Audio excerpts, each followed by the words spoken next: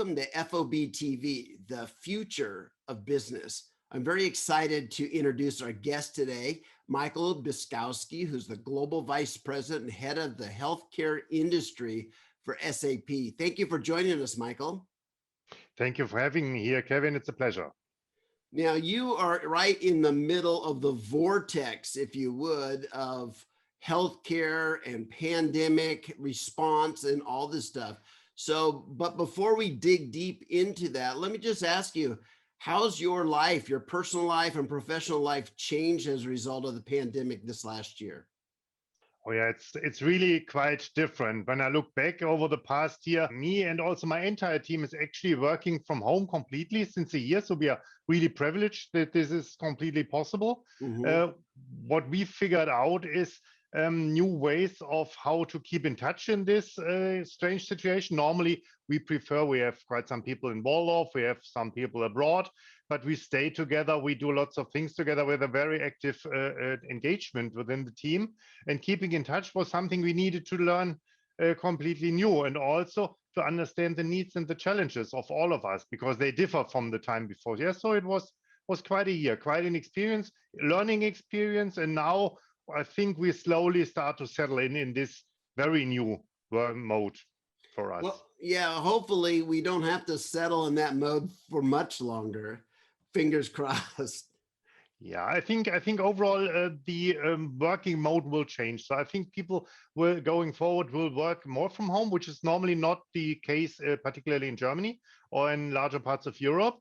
So we have very much an office tradition. I think a couple of people will really choose to stay at least for a few days per week, work from home, and then we combine the physical meetings then probably on defined dates. So I think the overall work culture will definitely change. Interesting. So you're head of the healthcare industry. You must have been tracking all kinds of trends even before the pandemic. What were some of those big trends that you were tracking in healthcare before everything changed? Yeah, so healthcare is a very large and fragmented market. We have many hospitals, smaller and larger ones, and one of the key trends is always IT optimization. So when we look at the traditional roadmaps of SAP, of our partners, you look at the moving from SAP ECC to S4, obviously, but overall we have, I think, 5 key trends, round about 5, that are still more or less also in the background. That is on the one side, it's of course everything about operational efficiency to really optimize the business side of an hospital. The second one is everything around the patient, that we look at better patient outcomes, that it's also about the patient and customer experience coming closer to that, with many patients also bringing in their own data.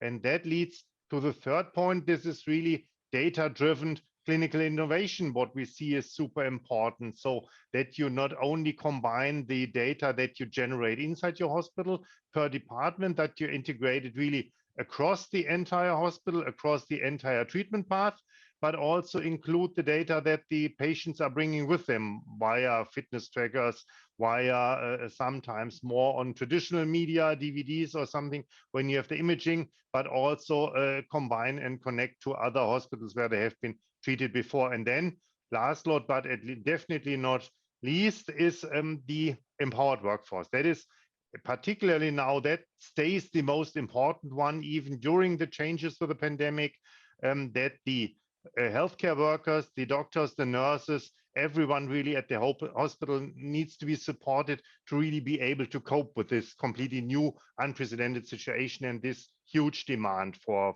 help in healthcare. So, Michael, when you look at the impact that the pandemic has had on every industry, and we focus here today on healthcare, how are those priorities going to change now? And has those list of 5 items been changed because of what we've learned here during the pandemic? I think some are a bit on the back burner, and there are some new ones. What definitely is happening, the healthcare providers, they are facing a completely new business environment. So, and this was, I mean, it was for all industries, but particularly for healthcare, there's less revenue due to the loss of elective procedures, for example, particularly in private hospitals, super important. And on the other hand, you see more demand due to the pandemic. When you look at the treatment of COVID patients, you read in the news about the ICU bed situation, the ventilator provisioning. And then, of course, this does generate completely different, unpredictable revenue. So it's a very new business situation where they want to deliver their services. Of course, they want to help the patient. They need to also have to keep the system running. That's number one of all of the priorities. And others will come back. Some will change. What we see, for example, what is emerging is cloud deployment. So cloud was not a huge topic overall in healthcare because of data security, privacy, data does not leave the premises, etc. regulations. But now when we see what SAP did during the pandemic, a lot of development was done really via agile delivery and rapid deployment via the cloud. And then, of course, analytics to pull all the different data sources together so that you have a comprehensive overview, that you really can create your own situation room and manage these new situations. And there you can't really rely on a given infrastructure from only one vendor, but you need to have a strong analytics solution to really combine all the information, including social media sentiments, for example. Well, yeah. So you guys at SAP have hundreds of different products across industries. You must have taken a look at those and say, okay, now which ones of these are going to touch on vaccine development, distribution, and testing and all that. So talk to me about that. In what ways was SAP involved in that vaccine and testing management process and discussions? So that was actually, it's an interesting situation. So SAP is quite uniquely positioned. So most of the global vaccine manufacturers actually run SAP in some shape or form. We have great solutions there. For example, we are a leader in digital supply chain management. We have the SAP Advanced Track and Trace for pharmaceuticals already out there in the market. SAP Inventory Collaboration Hub is readily available. So the idea was also based on previous pandemic help that we provided, was to offer a comprehensive package consisting of existing products combined with some new development.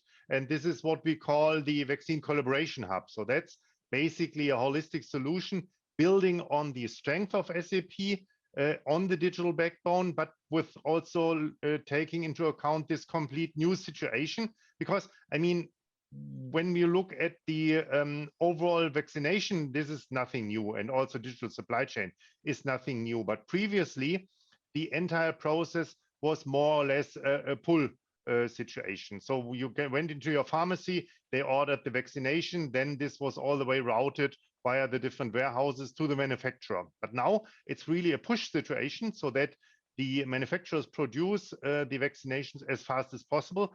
Then you need to intelligently decide how you distribute the vaccines. You also have specific supply chain requirements. Some need to be really deep frozen. You need to take into account counterfeit measurements and then need to deliver it in time at the right vaccination center where there are currently citizens lined up to receive their vaccinations, particularly now with vaccinations where you need to have 2 shots in a very well-defined interval on that one. So that is something that completely changed overall, and where we see we are quite uniquely positioned, not only with important customers on the pharma side, we have important customers on the government side, we have a large ecosystem of partners, and there we are really happy to help on that. The biggest challenge is really now, and this is the global challenge, vaccinate as many people as fast as possible all over the globe. And this is where we are happy to try to contribute. Oh, absolutely. And thank you guys for doing that. Everybody plays a role, don't they, within this ecosystem. So if we could, let's pull back the curtains and just explore, you know, if we go back to probably January, February of last year, you guys were getting ready for Sapphire and all your new priorities, but suddenly we're in the middle of this pandemic. What did that process look like? Did you just gather your team together and say, okay, we're going to face a big global issue? And what steps, I mean, you know, how did that look when you had a blank whiteboard on, you know, you had a whiteboard up there and you say, okay, how do we respond? Yeah, and this was the biggest challenge, was that health was on top of mind. So that basically all the topics that came up had some very strong health components, and our domain expertise was really sought after in many of the processes. So we gathered the team, decided that what is the focus, what is doable, what is the economy currently providing, how can we manage the pipeline, but most importantly, how we can really help the people, how we can help the citizens, how we can help the patients, how we can help the governments. And there we created a couple of really interesting solutions where we contributed, SAP created them, and we at the healthcare team contributed with domain expertise, for example, in a Corona One app. We contributed to a bed management solution so that you can actually then manage the bed supply and actively navigate ambulances to hospitals where there are really beds available for COVID and for non-COVID patients, not only on the ICU level, but for all the different wards inside an hospital. And these are the requests that are still coming in every day. So there's a huge demand for healthcare knowledge, for support with healthcare. Public health is reappearing big time in also many of the countries, has been a bit neglected here and there in the past since the fall of the Iron Curtain, but now it's really top of mind. So talk to us about this SAP Vaccine Hub. What does it do? What's the function there? Yeah, when you look at the overall value chain, when for vaccine distribution, it starts with the component suppliers. Then you have the manufacturers, you need the distributors, you need the local and regional warehouses for the distribution points. You have the vaccination sites that could be hospitals, it could be pharmacists, it could be public health authorities, it could be clinics.